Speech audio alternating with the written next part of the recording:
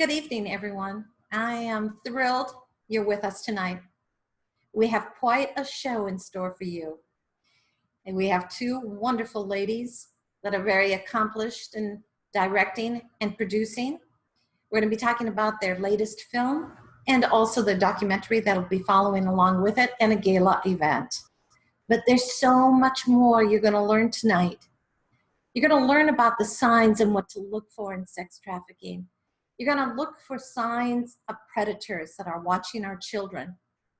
You're going to learn to want to protect other children that you see that may be in harm's way. So this is not only a venture into a new movie, but it's also knowledge. And you know, knowledge is so powerful. I don't care what you've read. I don't care what you've seen.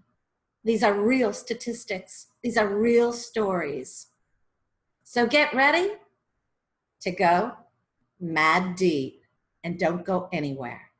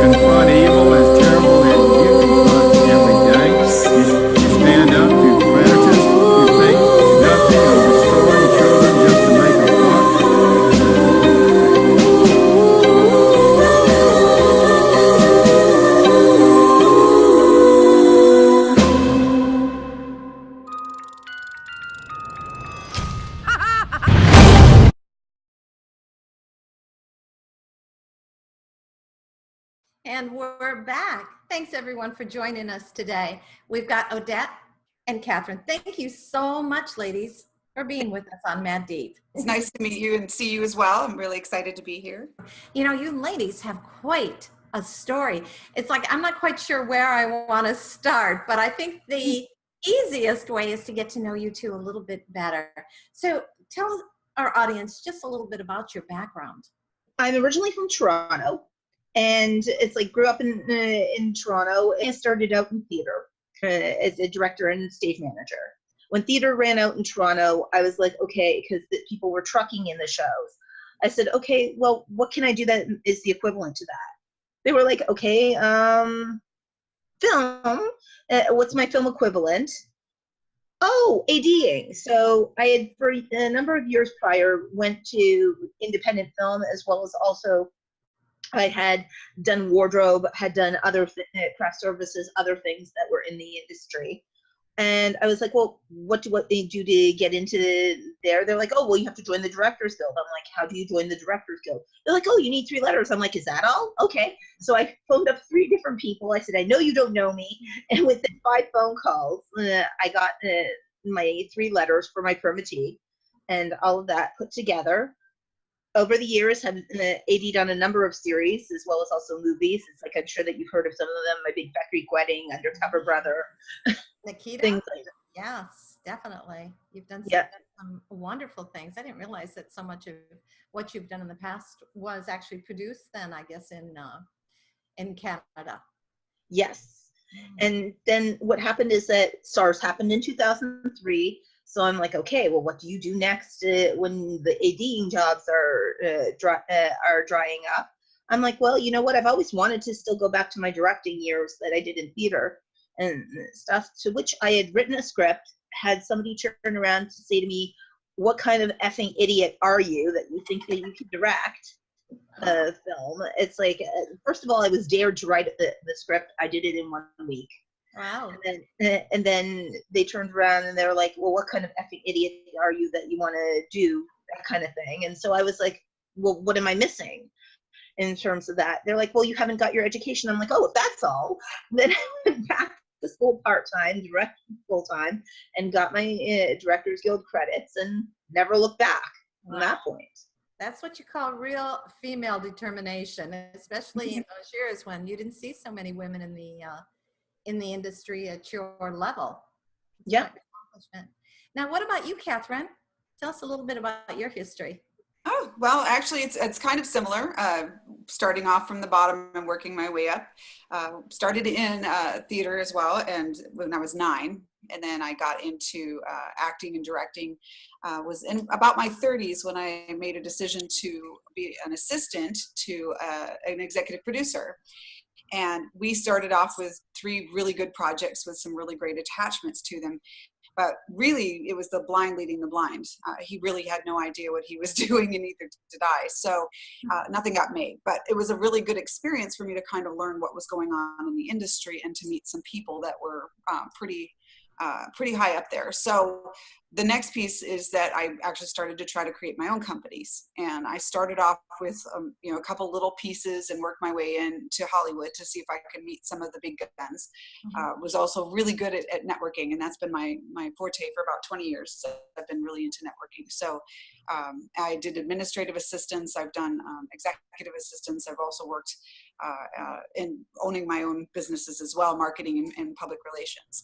So I put all those together under one roof and made that decision. And I started my own company in 2012, which led me to kind of a renovation. And eventually I became a vice president for investor relations for a company here in Chicago. And I took that job a couple of years ago and then launched my own business.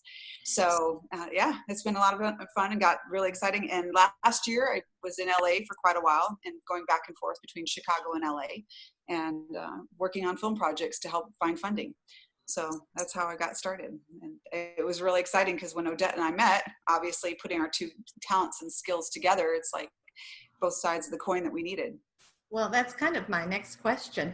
When you think 2 powerful women come together, I'm sure it's going to have some kind of an impact, and you certainly are making an impact.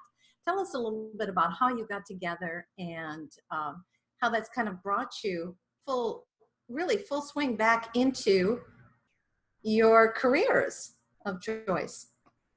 Well, it's kind of funny because it's like another thing that happened is during the years, I was asked to be on a radio show at one point in time, and they were, because of my film work, they guested me on the radio show, and then the host of the radio show was like, did you ever think of hosting your own podcast? I said, no, wasn't ever thinking about that. He's like, well, how about we do this? We do a little trial of it. Well, 5 years later, and then the AFM happened. And I wanted to be able to find out like really behind the scenes, because a lot of people don't realize when you're in the industry, if you're pitching forward, a lot of these investors, producers, people like that, they don't tell you the information that you need to know, because they hide it, because you're trying to solicit them, not get what they want from you, and understand the industry itself that you're in. So hence the movie time with Grace and Sonata was born out of that. And then from there, we started out with machinima reviews, as well as moved forward into actual film, like behind the scenes of the film industry. Then the next thing you know, 5 years later, I'm like, hey, you know, Catherine and I had been keeping in touch on LinkedIn, and you want to continue this from there? Catherine is hilarious. Mm-hmm. Yeah, it was perfect. The timing couldn't have been any better. She contacted me in the spring, and we made a decision at that point to talk together about our movie projects. And I had spent last summer writing a screenplay, and it's a romantic comedy, and it's based on my own life to make it even funnier that most of the characters are actually real. And Odette has a screenplay, this one that we're working on, What Did She Say? And we came together and decided to produce them both together. And that's how it started, and that's what came out of all of it. So, oh my goodness. Yeah. So What Did She Say is really the combination of both of you then, both of your own stories. Mm-hmm. My side is the business side more, and I have been in the industry for since 2009, pretty much, in the business side. So when Odette's creative flowing and juices come together with that, it's amazing what we put together. But both of us are really, really hardworking, and we if we don't know something, we just figure out how to do it. It's really exciting. And then we'll have a morning meeting, and the next thing you know is, okay, well, how do we accomplish this one? And that's how we've done it, is one step at a time, just figuring it out. That's it. Now there's quite a story behind this new film, What Did She Say? So I know we talked about your careers and how that led us to this aspect and to this business, but let's talk a little bit about the film and what it's based on and what's kind of behind it, because that's really what's exciting, and that's what's really important. You really are sharing a message here. Yes. Ron Dalrymple and I got together. It's like when I met him during the time I was part-time in school, and he said, I happen to have this screenplay that I want you to take a look at. I looked at it and I'm like, okay, it felt good. And then I thought it felt really interesting, and at the same time it was like very stereotypical. So what we did is we revised the whole entire thing. We did like a complete revamp on it, and it just came forward. And I was like, you know, you really have an interesting story there. And then we started talking about it, and I'm like, we really have to bring forward the whole thing of trafficking a whole heck of a lot more. Then the two of us collaborated on that, and then it just grew from there. Both of us, it's like in terms of that. And then when Catherine came aboard with us, it's like we all knew that from the get-go that this story was going to be that kind of impactful story.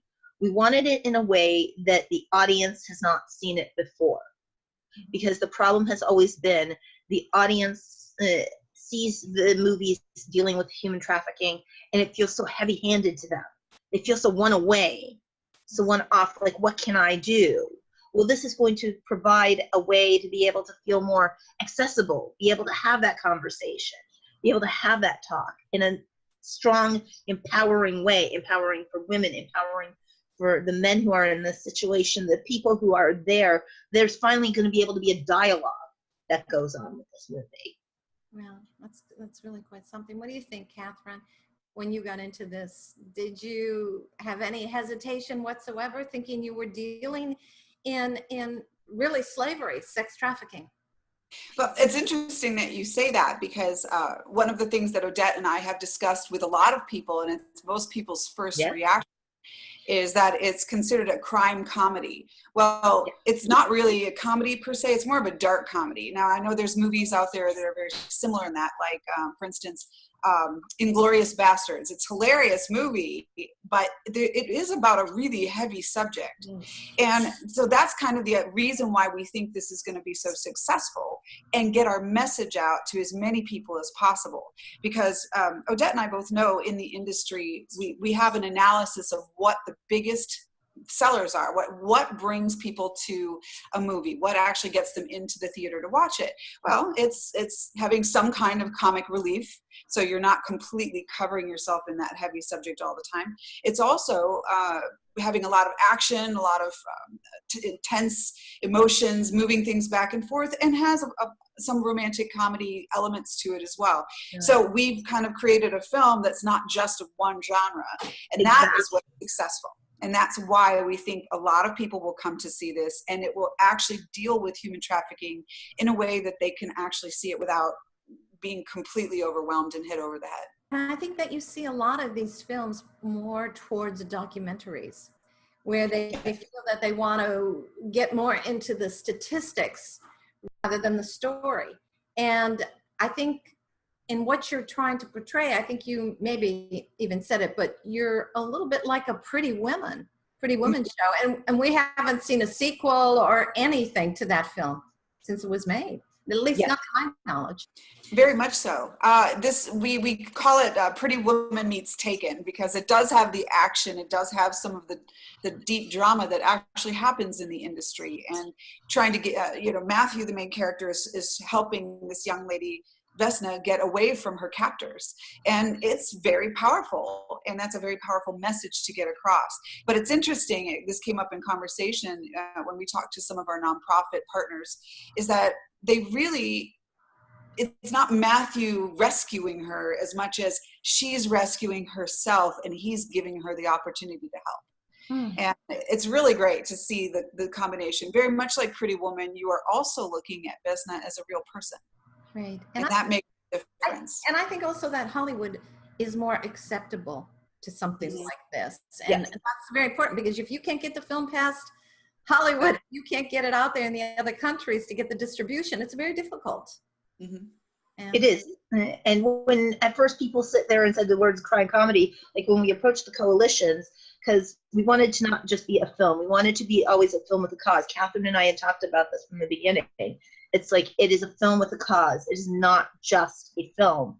That it's like, hey, look at us, we can make a movie, and great, it's something that actually is open to that. We also wanted to make sure that people know there are places to escape to, that there are people who are willing to help in that situation, and willing to do and be the warriors that they need to be in that situation. So you both have this very strong background in the industry, and you think, wow, you're going after something that's a very deep and dark story. Are you comfortable in telling us, why would you go into an area that's really rather taboo?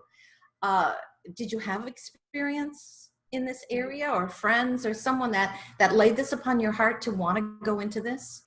When I was 11 years old, I was nearly abducted. Oh boy.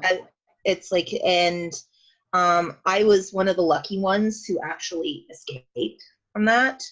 I was standing at the edge of my house. Someone pulled up a car, turned around, and asked me for directions to someplace. Being 11, I was holding back from the car. Then he starts talking to me, nice pants, nice outfit. What do you look like underneath this outfit? The more and more that he was talking to me, I was backing away from this. Then in that same year, unfortunately, somebody tried to attempt to molest me. Oh boy. And I, again, got away. I was lucky in that sense, because I was able to get away from that person. It could have wound up a hell of a lot worse had the secondary person who was with us not walked in during the time that this was happening.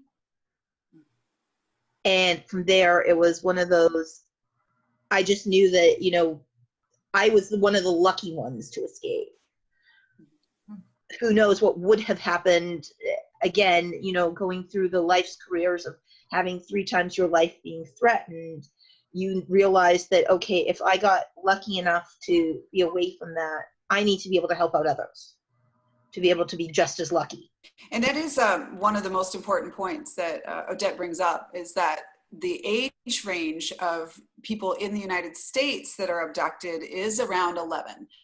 It's 11 to 14 years old is the actual window in which a lot of these abductors, specifically in the sex trafficking industry, that's what they've been preying upon.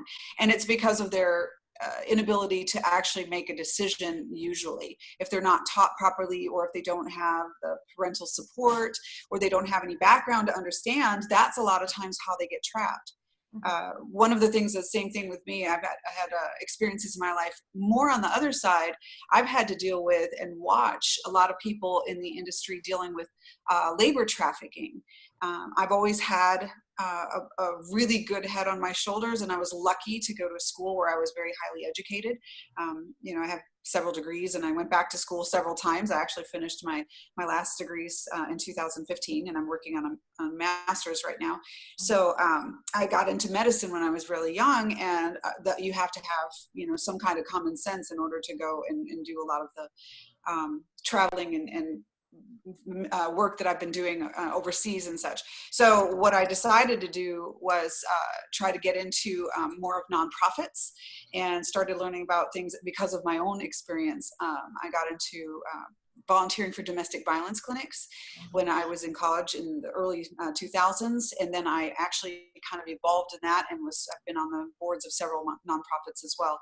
And we find there's a kind of a combination of it together, that we realize that there's holes right now in the environment that need to be filled. And that's where this came from. We decided at that point that we really wanted to bring something that is going to help a lot of people. We are at a stage that is epidemic in our country, and of course that carries out through the world. And I think what you're trying to do, there's more to this story than just the film. You've got a history where there is an element of fear, and you bring that to the film and into your personal life. And you're reaching out to other women, other young men that are experiencing this. How have you seen that evolve as you've been progressing with this film? It's actually progressed in a really positive way, in terms of that it's like with the people, it's like we've had people who have talked to us in their situations as well. With my actress, for example, with our proof of concept, she had confided in me that she was nearly kidnapped by somebody at an airport. She was originally from Russia, came to the States on what was known as a modeling contract. Which is one of the attractive ways that they do that. And there wasn't really somebody at the airport. She talked about the fact that these two people all of a sudden were like, oh, we'll take you to where, and this family stepped in and said, no, you're not touching these girls. They're coming with us. We're going to get you to the university where you're supposed to be, and be away from all of that. And then in the domestic situation, I have seen people, it's like I've met people who dealt with the violence of somebody being very controlling in several situations over my lifetime. Had a person who, it's like she basically has lived with a person who was abusive since the age of 16, and I said, well, why haven't you tried to get away? And her answer is, better the evil you know than the evil you don't. Yeah, it's so true. Now, as part of your research then, did you find that you got involved in the interviewing of these people? Yes.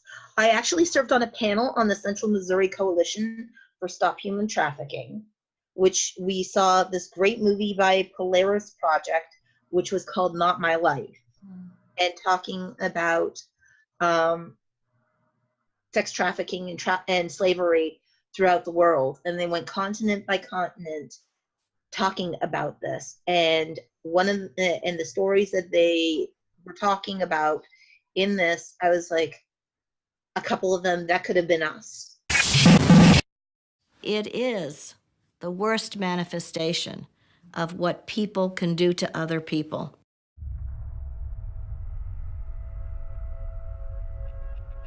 They would strip naked the girls, they would take their IDs, they would beat them, M-am dat drept client, am luat-o, am sequestrat-o și am vândut-o la... So I'm really gonna have to die before I get to go home now. When he beat me, I go off the floor and I do that. We give these kids scars for the rest of their life. And they forced us, the 30 of us, to beat this girl to death. Convicting 3,000 people around the world every year isn't enough. Freeing 40,000 or so victims a year isn't enough. I describe it as a slave-like practices, which is being meted on these young, unfortunate children. 24 hours all day. There's no break, there's no, and I was cleaning too and cooking, doing everything. Poor families have to work all together. You see that all around the world. But when you exploit them, when you beat them, when you threaten them, we're in trouble. We get in the first truck and the guy decides he wants me. And I started to just think that maybe I deserve this. You feel like you're not even a person. Yeah. It's like, if not for this, that could have been. Right. And you just wonder, how deep can you really go with this? You know, I don't know how much of this is actually in your film, but certainly your documentary will capture a lot of this really deep, dark side. And of course, when you were talking to Odette earlier, yes, about the modeling and so on, that brings to mind Backpage, which was just, you know, in the news and a lot of things going on with that. I have a modeling and an actress background, and of course I'm very, I know quite a bit about those lifestyles and the couch and so forth. But, you know, unfortunately, the industry hasn't evolved. It's still as dirty and as rock bottom as it was when I was very young. And that's so very unfortunate. But I think this brings me to another question, ladies, is that by the research and the documentary that you're doing, along with the film, that you're able to really set in motion some really tremendous, not only partnerships, but you're also able to create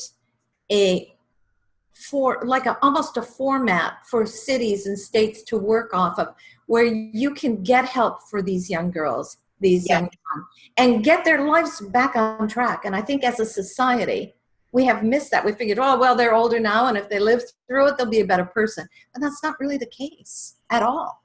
Mm-hmm. That's actually true, what you're saying. There are quite a few organizations nationally. A lot of them work on the grassroots level. So what we did was we decided to create a coalition that would bring some of the best organizations together to model what's the best way to get people out of trafficking, get them back into education, give them the tools and the resources they need, and then get them prepared to be independent and live on their own in society without having to go back to the industries that they were in. Now, I think you're talking about 8 so far that you're working with. Yes. That's and the best part is they're from coast to coast. That's on a national level too, right? Correct. They're from coast to coast, and one is international with Polaris Project, who is all over the world. That's wonderful. Well, I have goosebumps. Yeah, you know, you see so many holes in our society, and you know, it's like, of course, why aren't we doing this? It's like light bulbs go out, but it takes someone that's really ready to step up to make that difference, to really help these kids. It does, and we're really fortunate. We partnered with 3 organizations in Chicago for the launch, and one of them is called Sail of Freedom, and they have houses. They have safe houses to go to, and they're amazing, and their modeling of safe houses is incredible, and we'd like to use that model to help influence other organizations that want to do similar things. We also have Dreamcatcher Foundation, and the Dreamcatcher group came out of heavy sex trafficking. Brenda Myers, who's in charge of that organization, was a victim herself, and she has created the organization. They literally drive around and pick people up and take them away from their captors. It's hard to trust after being in the streets for so long. Okay, slow down, slow down. Sweetie, you need condoms. I know where pain is.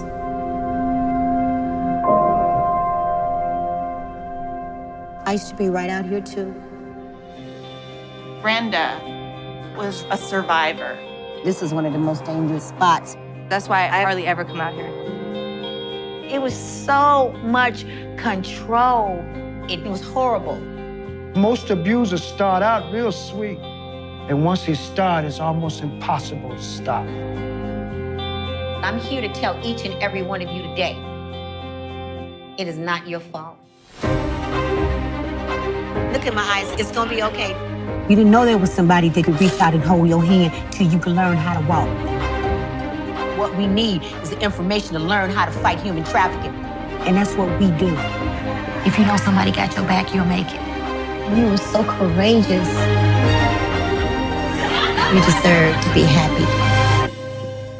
You got any dreams you want to catch? Wonderful and incredible story, and she's actually going to be speaking at our event upcoming. And then the third organization we're working with here is the Chicago Alliance Against Sexual Exploitation, and they are the ones modeling and changing laws for the state of Illinois against sex traffickers, helping prostitutes get out of the industries without being completely inundated with legal matters. A lot of times prostitutes get arrested and they get felonies put on their records so that they cannot get expunged. So how are you supposed to get out of your industry and work and live in the real world if you've got 5, 6, 7 felonies on you? So they've all together, those organizations, plus the ones that we've now been involved with in other cities as well, are also doing the same things together. And so the idea was to create the coalition so that they can actually share the information. And on top of that, not just share the way things are actually done physically and through the legal channels as well. But then now we have a kind of an idea that we're going to take it to the next level. So the coalition itself will be set up as a model to help with the helping them get back into society. How do you help someone that spent their whole life house cleaning? How do you help someone that's been working as in slave labor in picking our food in California, or working at in the sex industry in Las Vegas? So those are some of the organizations we're working with to model after and figure out where the pieces are that can be fixed, can be inundated with all of these different pieces. So taking them and making it into a more format, a more simple way of, okay, this step will go to the next step and so forth. I love the idea in one of the articles that you've written was partners to create scholarships. And yes. I love that. I just absolutely, you just charm me in that you thought that, wow, these children who've never had anything, most of them have been adopted, they've been in foster homes, they've never had anything, but an opportunity to perhaps have a scholarship to maybe be a beautician or a nail tech, or, it just opens your eyes to perhaps a future for these kids. We're also hoping that in terms of that, with the coalition and everything, that we'll also be able to implement also a futures program for them, so that when they do get out of school, there's maybe a mentorship for a year in a company that will allow them to have an opportunity to be able to work in a different industry, be able to see the fruits of their labor of all of the years of their study. It's like, even if they choose to move on from there, it's like at least they have a foundation route. They have something that of an employee who they can see that there's a whole different life to what they were having, and that people do believe in them, and they help them get the independence. If they have an entrepreneurial spirit, we're hoping to get microloans put together for them to get their entrepreneurial spirit put together, because there's so many great people out there with fantastic ideas that really all they need is just a kick boost, and they think that their past defines their future, where it really doesn't. Wonderful. Wow, ladies. I don't know that I can ever say that we could end this but I certainly believe education and awareness to people who really want to do something. They want to help, but it's getting everyone together and educated. And, you know, power and knowledge is power. And I think that's what you're doing, is you're really coming from all different angles. And that's what I loved most when I first spoke with you guys. I thought, wow, you're really involved in so many things. And let's also talk a little bit about this amazing gala that you're putting together in Chicago. That sounds like, well, I love Chicago anyways. I just have an apartment there in McCourt, so I love Chicago. Oh, wonderful. Well, it's great for us because this opportunity came about because we're filming here. We decided to use Chicago as our home base. We actually have a really great relationship with a lot of the big movie production pieces here in Chicago, including our post-production house, and our CineSpace is actually where we're going to be filming. We have some great people that we brought in from both Chicago and New York, since we're going to actually have filming for this particular movie in both places. So we thought, well, what could we do to have an opportunity to get our message out there? This event was born. So the gala is going to be kind of like a first annual idea. We're bringing the 8 coalition nonprofits together with our fiscal sponsor, who is From the Heart Productions. From the Heart Productions is out of Los Angeles, and they actually help filmmakers get a leg up so they can create their own films. A lot of times smaller films or documentaries. We're one of the partners with them that's created a larger film project, because obviously this is more of a feature budget. And we decided to partner with them on making this into a nonprofit coalition so that we could actually get the message out, and then that way our film also gets recognition. People understand and know that what's coming up with the film itself. And then when we have the film, finished and completed, and we get it out to the theaters, we will also give a portion of our film proceeds to the nonprofit organizations. So this is a platform in this fundraising gala to allow them to come and find out, and more, like you said, knowledge is power. More information, find out, meet the actual people from the organizations, meet the celebrities that are coming to the table from Chicago, and we've invited celebrities from Hollywood as well, and getting everyone involved. And who is going to be there? I know that you're working with Ashley Judd right now to be one of the speakers, the guests. Yeah, we're inviting all the local celebrities from Chicago. We'll also be putting out the invitation to any of the big celebrities that have been actively involved in anti-trafficking. And it's one of the reasons we chose Ashley Judd to be our keynote speaker, because she is very actively involved in Polaris as an ambassador and goes around internationally, but also works at home as well. So yeah, we're really lucky. You know, here's something that's kind of interesting when you're talking about Hollywood. This is not something that you're dealing with politics. This has nothing to do with politics. This has to do with humanity and everyone coming together to make a difference. And I like that about this. Is we're not dealing with that temperature, that climate of politics right now. Yes. And I know, though, that Trump is very involved in draining the swamp. And he's been in the forefront of bringing a lot of these criminals, taking them down. And I think he was very active in the dark web coming down as well. I actually love the fact that it's like, yeah, he is, it's like that they are involved with that. The most important thing is also, though, getting the communities involved. See, this is the thing, is that it has to start at the grassroots level. We had about 2 months ago a bust that happened here in Springfield, Missouri, where 16 massage parlors were busted for human trafficking. 16 different massage parlors. Wow. People were asked in the neighborhood, did you know that this was going on? They said yes, but we didn't know what to do. We just thought it commonplace. It was like, you thought it what?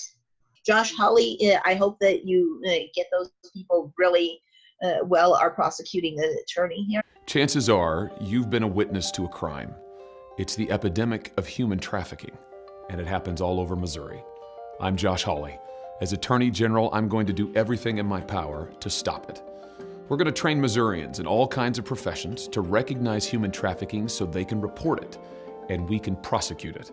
I'm going to set up a human trafficking task force to make sure our cops have the tools they need to fight this crime.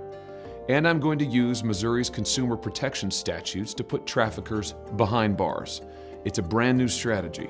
I will use every power in my authority to bring these criminals to justice. Traffickers who use business as a cover will feel the full force of the law. I'm Josh Hawley. I'm determined to abolish this modern-day slavery, and I'm asking for your help. So politicians, in terms of that, it's like, yes, they're absolutely trying to get involved, but if we don't get involved first, it's like they don't, you know what they say, you cannot make your political parties aware of what needs to go on unless you take a grassroots stand of it yourself. But you did see that there were over 12 Yes. mayors. Oh, yeah. I think it's the awareness that it's not just on the street levels, that it's much more involved. It's got tentacles. It just reaches everywhere. And that's what's so frightening. I mean, when you have the blinders taken off and all of a sudden you find yourself caring, it's amazing how deep, how very, very deep this goes into all areas of the world. This organizations that we have been partnering with, a lot of them have actually been to Congress. And Elizabeth Fisher from Selah Freedom actually spoke in front of Congress about changing the laws. Politicians are starting to listen. I think you were right. They had their heads in the sand. A lot of it, not in our backyard, has been kind of a policy. Everyone thought that trafficking happened in India and Asia, that it didn't happen in the United States.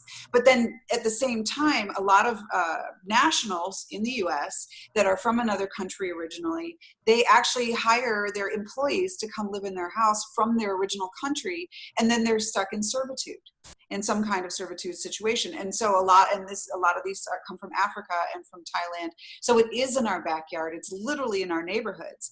So a lot of these, Eastern Europe is a hub of sending people to the United States to work here, both in servitude as well as in the sex industry as well.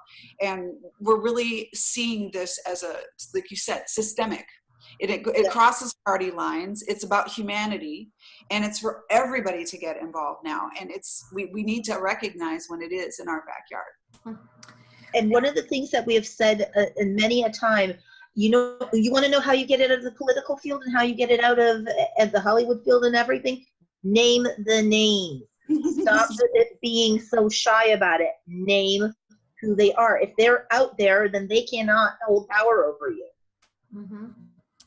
You know, now, Odette, what are some of the methods or techniques they're using to get these children? They use a grooming technique for them. So what they're doing is they become the missing factor of what a lot of these children don't feel that they have in the household. If they feel that their parents neglect them, they become, I'm the buddy. You don't have a big brother, big sister. They become that big brother, big sister. And sadly, it's even high schoolers who traffic junior high schoolers.